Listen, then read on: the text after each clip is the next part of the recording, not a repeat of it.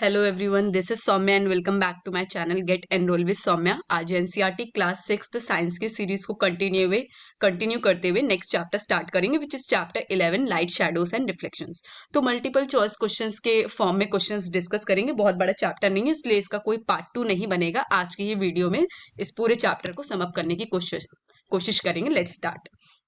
First is which of the following options is are correct. तो इसमें कोई एक ऑप्शन भी सही हो सकता है, एक से ज्यादा भी ऑप्शंस सही हो सकते हैं। तो स्टार्ट करते हैं। First is without light things can not be seen. तो ये स्टेटमेंट आपका बिल्कुल सही है कि बिना लाइट के आप किसी भी ऑब्जेक्ट को देख नहीं सकते हैं। Next, light helps us see objects. अब वही चीज है, पहला ही स्टेटमेंट सही है तो ऑफकोर्स ही बात है, ये सेकंड स्टेटमेंट भी सही होगा कि लाइट हमें मदद करता है किसी भी ऑब्जेक्ट को देखने के लिए। Next, the torch bulb is an object that gives out light of its own. तो बोला जा रहा है टॉर्च एक ऐसी ऑब्जेक्ट है, ऐसी वस्तु है जो कि खुद की लाइट को एमिट करता है। तो ये स्टेटमेंट भी बिल्कुल सही है। Next, the moon is another familiar object that gives its own light. अब ये स्टेटमेंट गलत है। क्यों? मून की खुद की कोई लाइट नहीं होती है, ये एक नॉन ल्यूमिनस ऑब्जेक्ट है। नॉन ल्यूमिनस ऑब्जेक्ट मतलब जिसके पास खुद की कोई रोशनी ना हो, जैसे कि मून। तो ये एक स्टेटमेंट गलत है। अगर ये स्टेटमेंट सन के रिस्पेक्ट में बोला जाता कि सन एमिट करता है खुद की लाइट को, तो ये स्टेटमेंट सही हो जाता, क्योंकि सन तो ल्यूमिनस है। पर मून जिसके पास खुद की रोशनी है ही नहीं, तो ये स्टेटमेंट गलत होगा। Next, during the day sunlight allows us to see objects like the sun that give out or emit light of their own are called. बोला जा रहा है दोपहर के समय में हम जितनी भी चीजों को देखते हैं वो किसकी वजह से पॉसिबल है? सिर्फ और सिर्फ सनलाइट की वजह से। तो बोला जा रहा है ऐसे ऑब्जेक्ट्स जो कि खुद की लाइट जिनके पास होती है और वो खुद की लाइट को एमिट करते हैं, वो आपके क्या कहलाते हैं? तो ये आपके कहलाएंगे ल्यूमिनस, जैसे कि सन। और ऐसे ऑब्जेक्ट्स जिनके पास खुद की लाइट नहीं होती, वो होती हैं आपके नॉन ल्यूमिनस, जैसे कि moon. Next, objects like a chair, a painting or a shoe can be seen when light from a luminous object falls on these and then travels towards eyes. अब देखिए ये तीनों ऑब्जेक्ट कैसे हैं? Non luminous है। ना chair के पास खुद की कोई रोशनी होती है, ना पेंटिंग के पास, और ना ही किसी शू में खुद की रोशनी होती है। तो ये ऑब्जेक्ट्स हमें कैसे दिखते हैं? सिर्फ और सिर्फ ल्यूमिनस ऑब्जेक्ट्स की लाइट की वजह से दिखते हैं। ल्यूमिनस मतलब जिनके पास खुद की रोशनी हो। ये ल्यूमिनस ऑब्जेक्ट्स से लाइट निकलती है, इन चीजों पर पड़ती है और फिर हमारे आईज की तरफ ट्रैवल करती हैं, और इसी वजह से हमें ये सारी चीजें दिखती हैं जिनके पास खुद की रोशनी नहीं है। तो ऐसे ल्यूमिनस ऑब्जेक्ट्स के एग्जांपल क्या होंगे? The moon, the sun, an electric light या अ टॉर्च। अभी हमने डिस्कस किया मून ल्यूमिनस नहीं है। मून क्या है? नॉन ल्यूमिनस है। मून हमें किसकी वजह से दिखता है? सिर्फ और सिर्फ स्टार्स की लाइट की वजह से। तो ये नॉन ल्यूमिनस है। सन ल्यूमिनस है, इलेक्ट्रिक लाइट वो भी ल्यूमिनस है, टॉर्च वो भी ल्यूमिनस है। क्यों? क्योंकि इन तीनों में खुद की रोशनी होती है। Next, if we can not see through an object at all it is an dash. बोला जा रहा है अब ऐसे ऑब्जेक्ट जिनके आर पार हम बिल्कुल भी नहीं देख सकते हैं, वो क्या कहलाते हैं? ओपेक, ट्रांसल्यूसेंट, ल्यूमिनस या ट्रांसपेरेंट। तो ल्यूमिनस वाली बात यहाँ पर बिल्कुल लागू नहीं होती, क्योंकि ल्यूमिनस तो भाई वो चीजें हैं जिनमें खुद की लाइट होती है।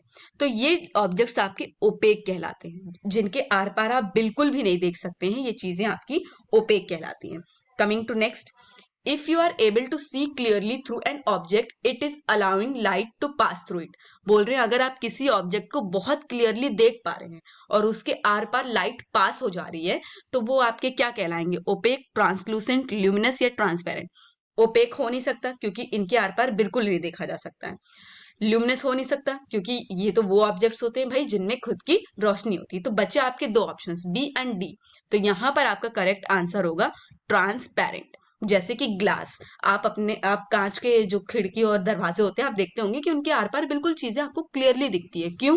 क्योंकि वो ट्रांसपेरेंट होते हैं। Next, there are some objects through which we can see but not very clearly, such objects are known as. अब बोला जा रहा है कुछ ऐसे भी ऑब्जेक्ट्स होते हैं जिनके आर पार आप देख तो सकते हैं पर पूरी तरह से नहीं, बहुत क्लियर आप नहीं देख सकते हैं।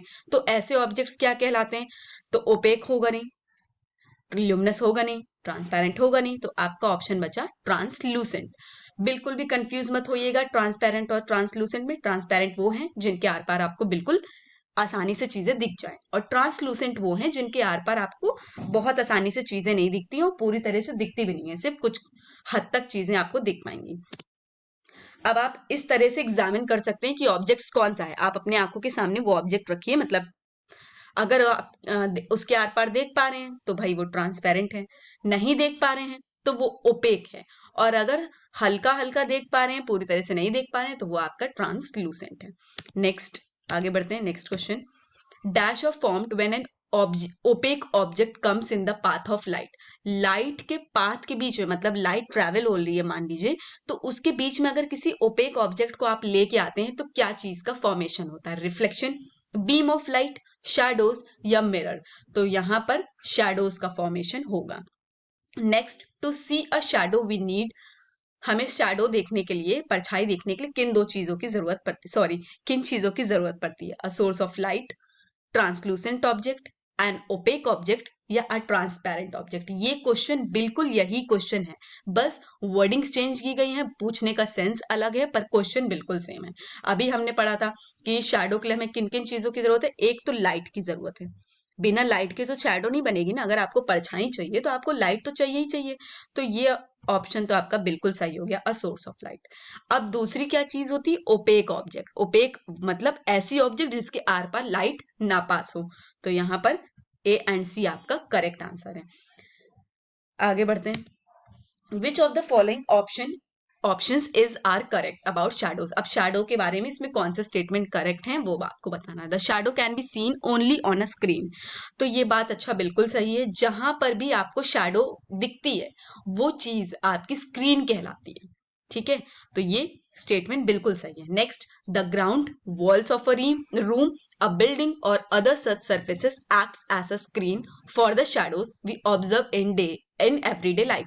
बोला जा रहा है वो स्क्रीन आपकी कोई ग्राउंड भी हो सकती है, वॉल्स भी हो सकती हैं रूम की, कोई बिल्डिंग भी हो सकती है, बोर्ड भी हो सकता है, कार्डबोर्ड हो सकता है, वुड हो सकता है, कोई भी ऐसी चीज जहां पर शैडो का फॉर्मेशन हो वो आपकी स्क्रीन कहलाएगी, तो ये भी आपका सही है। Next, shadow gives us some information about shapes of objects, तो ये भी बिल्कुल सही है। शैडो से हमें कुछ हद तक किसी भी ऑब्जेक्ट का शेप समझ में आता है। Next, sometimes shadow can also mislead us about the shape of the object. बोल रहे हैं कभी कभी ऐसा भी होता है कि शैडो हमें मिसगाइड करते हैं, मतलब हम शैडो आपको किसी और शेप में दिखेगी, और अगर हम ऑब्जेक्ट का ओरिजिनल शेप देखेंगे तो वो किसी और शेप का होगा। तो कभी कभी करेक्ट इन्फॉर्मेशन भी दे देती है शेप के बारे में, और कभी कभी गलत इन्फॉर्मेशन भी देती है शेप के बारे में। तो यहाँ पर बोला गया sometimes shadow of an object gives an idea about it shape, बोल रहे हैं कभी कभी तो बिल्कुल आपको शेप की ही तरह बिल्कुल शैडो दे देती है। फिर नेक्स्ट बोला गया है कि shadow is obtained only on a screen. अब आप देखिए पाथ ऑफ लाइट है, ये लाइट का पाथ है, ठीक है, रास्ता है जहां से लाइट पास हो रही है। फिर पीछे ये स्क्रीन यूज किया गया है, स्क्रीन नहीं होगी तो शैडो बनेगी कहाँ? और बीच में क्या रखा गया? Opaque object. ओपेक ऑब्जेक्ट मतलब ऐसा ऑब्जेक्ट जिसके आर पार लाइट पास ना हो। अब इस लड़के से के खड़े होने की वजह से लाइट पीछे नहीं पड़ रही, और इसीलिए ये इतना पोर्शन ब्लैक है, और ये ब्लैक इमेज जो बन रही है वही आपकी शैडो कहलाती है। आगे बढ़ते हैं। ये यहाँ पर बताया गया कि shadows of animals hidden in your hand, मतलब आप हाथों का शेप बनाकर अलग अलग तरह के शैडो बनाते हैं, और इससे क्या लगता है कि ये कोई एनिमल है, इसलिए बोला गया था, यही स्टेटमेंट यहाँ पर बोला गया था कि कभी कभी शैडोज गलत इंफॉर्मेशन भी देती है ऑब्जेक्ट के शेप के बारे में। Coming to next, light travels along a straight line, that's why when dash objects obstruct it a shadow forms. फिर वही चीज है, शैडो के बारे में घुमा फिरा के पूछी गई है चीजें कि लाइट ट्रैवल होती है बिल्कुल स्ट्रेट लाइन में, इसलिए कौन सा ऑब्जेक्ट रखा जाता है बीच में ताकि शैडो फॉर्म हो? तो अभी हमने पढ़ा था OPEC.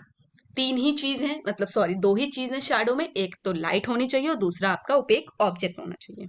Next, what you see is a dash of your face in the mirror. जब आप शीशे में देखते हैं, मिरर में देखते हैं, तो आपको फेस का क्या दिखता है? रिफ्रैक्शन, रिफ्लेक्शन, दोनों या नन ऑफ द अबव? तो आपको रिफ्लेक्शन दिखती है। अब यहाँ पर मिरर के सॉरी ये डायग्राम के थ्रू आपको दिखाया गया कि जब आप मिरर पे लाइट पास करते हैं तो वो रिफ्लेक्ट कर जाती है। रिफ्लेक्ट मतलब अलग दिशा में डायरेक्शन चेंज कर दे रही। देखिए आपने लाइट इस डायरेक्शन में पास की, लेकिन शीशे से टकराकर लाइट ने अपनी डायरेक्शन को चेंज कर लिया। आगे बढ़ते हैं। Which of the following options is are correct? A mirror changes the direction of light that falls on it. अभी हमने लास्ट डायग्राम में डिस्कस किया था कि मिरर पे जब हम लाइट पास करते हैं तो वो अपना डायरेक्शन चेंज कर देती है। तो ये स्टेटमेंट तो आपका बिल्कुल सही है। Next, mirror reflection gives us clear images. अब ये भी बिल्कुल सही है। जब आप अपना जब अपने शीशे में आप अपना फेस देखते हैं तो आपको बिल्कुल क्लियर इमेज दिखती है, इसलिए both A and B. Next, which of the following options is are correct? Pin hole camera can be made with simple materials. तो बोला जा रहा है पिन होल कैमरा हम कैसे बनाते हैं? कुछ सिंपल मटेरियल्स को यूज करके। फिर बोला जा रहा है पिन होल कैमरा का यूज क्या होता है? सन की इमेज को देखने के लिए और ब्राइटली लिट ऑब्जेक्ट्स, मतलब जिनमें खुद की कुछ ब्राइट लाइट होती है, ऐसी ऑब्जेक्ट्स को देखने के लिए। तो यहाँ पर भी ये दोनों स्टेटमेंट बिल्कुल सही है। अब यहाँ पर डायग्राम के थ्रू वही चीज दिखाई गई है जो आपको यहाँ पर समझाने की कोशिश की गई थी कि आपने लाइट पास की मिरर पे और डायरेक्शन चेंज हो गई।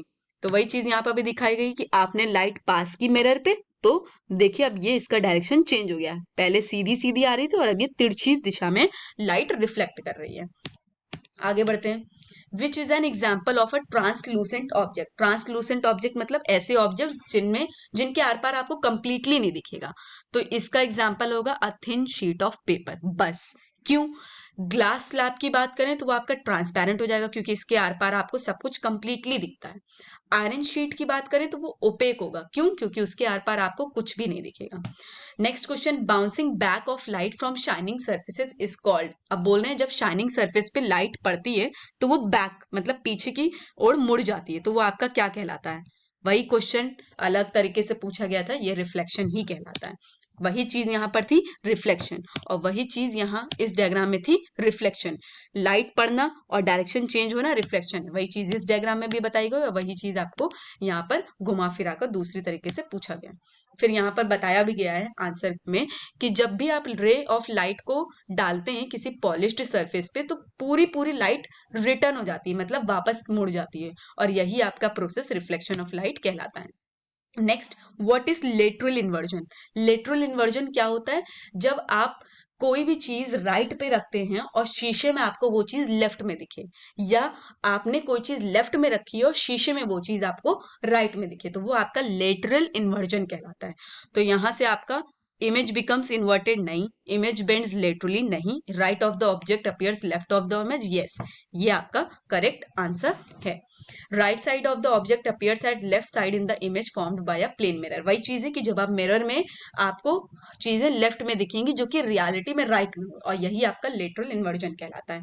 बोला गया which letters of English alphabet will not show lateral inversion? इनमें से कौन से ऐसे अल्फाबेट्स हैं जो कि लेटरल इन्वर्जन नहीं दिखाएंगे?